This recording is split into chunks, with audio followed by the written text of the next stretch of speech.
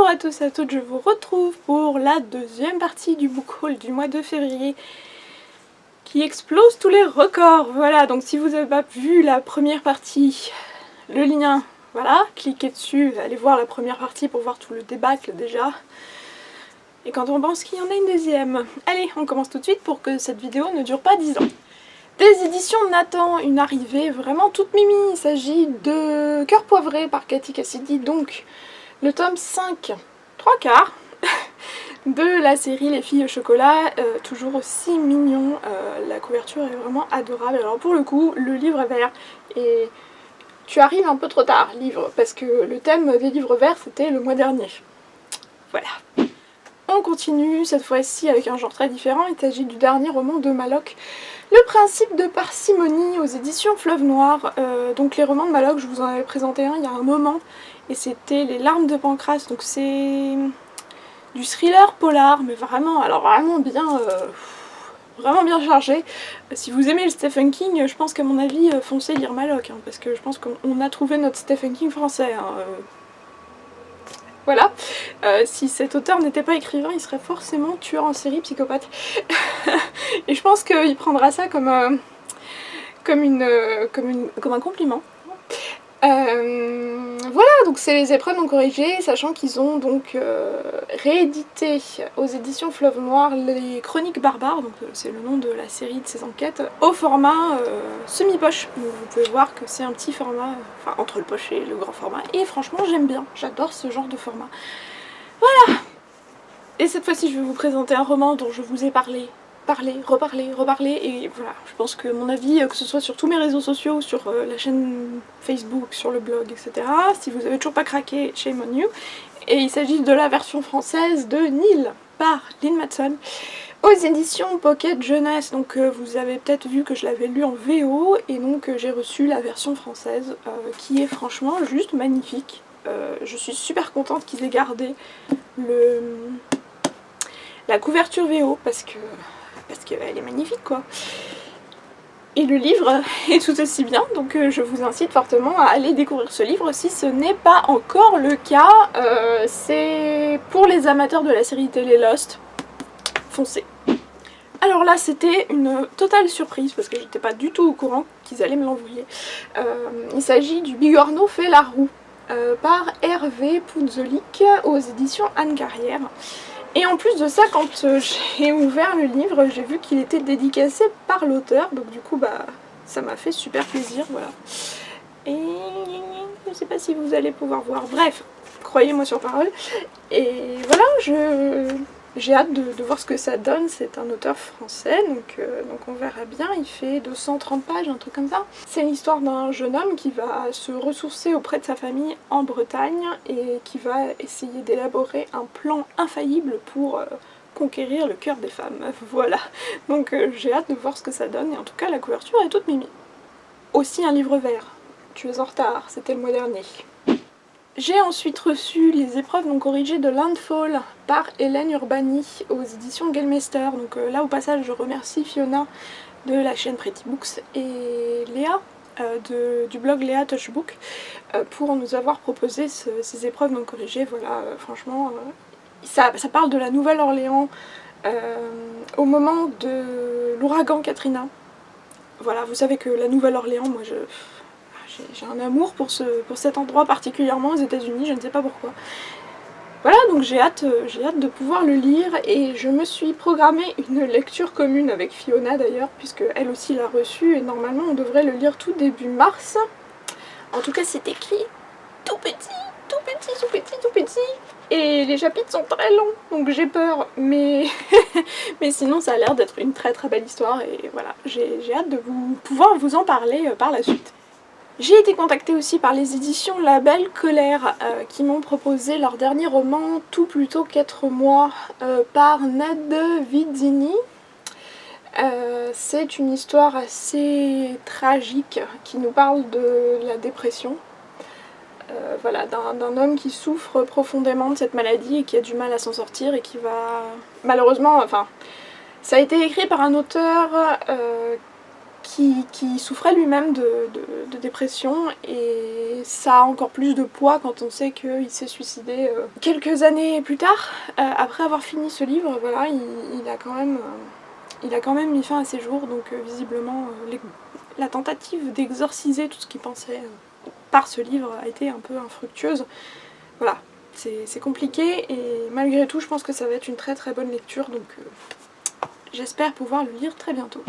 Ensuite, des éditions Robert Laffont, je vous avais présenté il n'y a pas très longtemps Confession d'une djihadiste, je crois, ou Dans la peau d'une djihadiste, par Anna RL.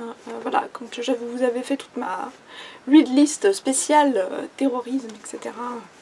au mois de novembre. Et donc récemment, ils ont publié un nouveau livre dans la même veine. Il s'agit de Dans la nuit de Daesh, Confession d'une repentie, par Sophie Kassiki, pourquoi j'ai rejoint l'État islamique et comment je me suis enfuie. Voilà, donc c'est l'histoire vraie d'une jeune femme qui est partie avec son fils de 4 ans, je crois il me semble, rejoindre les rangs de Daesh en Syrie. Pourtant c'était une jeune femme française, enfin qui était pas musulmane, enfin française, d'origine française, etc., qui n'avait pas de lien avec la culture musulmane, et qui pourtant s'est retrouvée là-bas.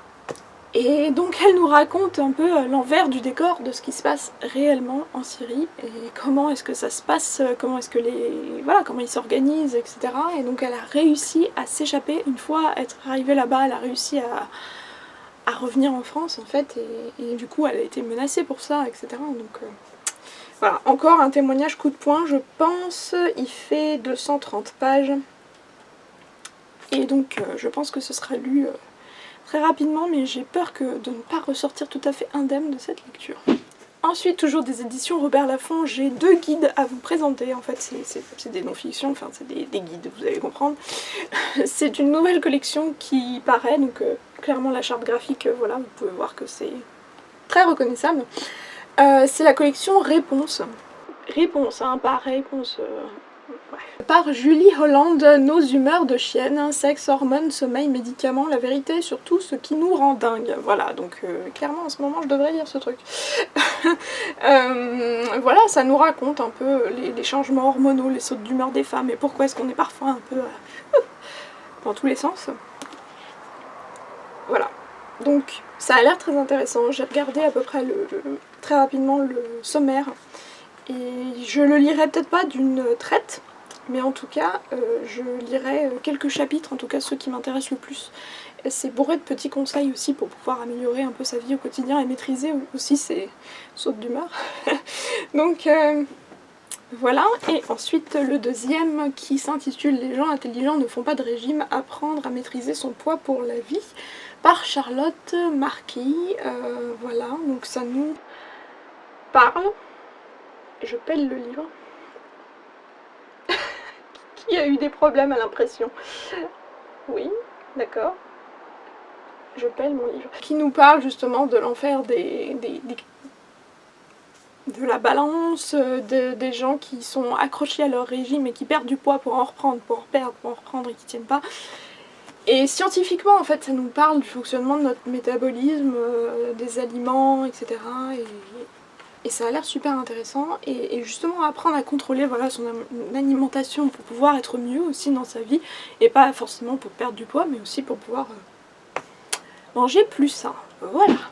J'ai ensuite reçu Les épreuves non corrigées, d'un roman qui m'a franchement tapé dans l'œil quand j'ai lu le résumé. Il s'agit de Annihilation par Jeff Vandermeer, qui va paraître le 10 mars aux éditions du Diable Vauvert. Donc ça forcément c'est Les épreuves non corrigées.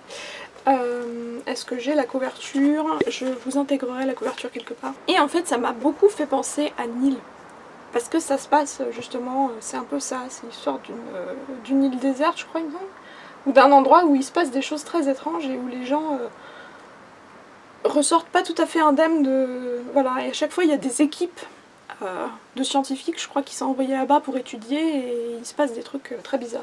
En tout cas c'est un livre très court qui fait 220 pages, et apparemment en plus de ça l'auteur sera présent au salon du livre de Paris fin mars, enfin vers le 20 mars quoi. Donc je me suis dit autant essayer de le lire. on verra bien ce que ça donne, et pareil, j'essaierai de le sortir très très vite de ma palle pour pouvoir l'avoir lu avant le salon.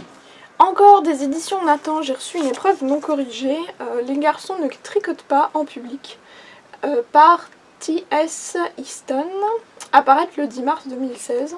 Voilà, donc c'est l'histoire d'un adolescent qui va se prendre de passion, qui va être, voilà, qui doit suivre un parcours de réinsertion pour jeunes délinquants, et du coup il va s'inscrire à un cours de tricot, et contrairement à ce qu'on pense, il va finir par adorer ça et devenir complètement accro au tricot. Ça a l'air complètement déjanté. Donc voilà, on verra bien. Un peu plus de 300 pages. On verra bien. J'ai reçu de la part des éditions Harlequin Bad, Amour interdit, le premier tome par Jay Crownover. Donc c'est les épreuves non corrigées, mais bon, la couverture sera très similaire. Voilà, donc j'ai l'impression que c'est du new adulte. Ouais. C'est du new adulte, c'est l'histoire d'un bad boy qui sort de prison, etc., et qui est très perturbé. Et finalement, lui qui a l'habitude de collectionner les filles va tomber sur une fille qui va... Voilà, donc on verra bien ce que ça donne. En tout cas, la couverture est assez intrigante. Et pour finir en beauté, le book haul de ce mois de février, j'ai eu la très très bonne surprise de recevoir dans ma boîte aux lettres le tout dernier Voltaire. Voltaire mène l'enquête, voilà, par Frédéric Lenormand. Donc il s'agit de Dr Voltaire et Mr Hyde aux éditions J.C. Lattès, qui vient tout juste de sortir. Et donc l'auteur a été très gentil, elle me l'a fait envoyer par sa maison d'édition et il me l'a fait dédicacer, voilà, donc c'était vraiment très très gentil de sa part et j'ai vraiment très hâte de retrouver les enquêtes de mon Voltaire préféré, voilà. Bon, voilà, donc il me semble que j'ai vu passer entre la première vidéo et cette vidéo-ci à peu près 27 livres, si j'ai bien compté. Ça fait presque un jour un livre, hein. On dit toujours un jour un livre, un livre par jour. Non, en fait, j'en acquiers un livre par jour, voilà. Presque. Donc j'espère que vous avez apprécié cette vidéo. J'espère que vous aussi, vous avez fait de très très belles acquisitions livresques. Comme d'habitude, que vous avez de très très bonnes lectures. Laissez-moi en commentaire s'il y a l'un des livres que je vous ai présentés qui vous intéresse.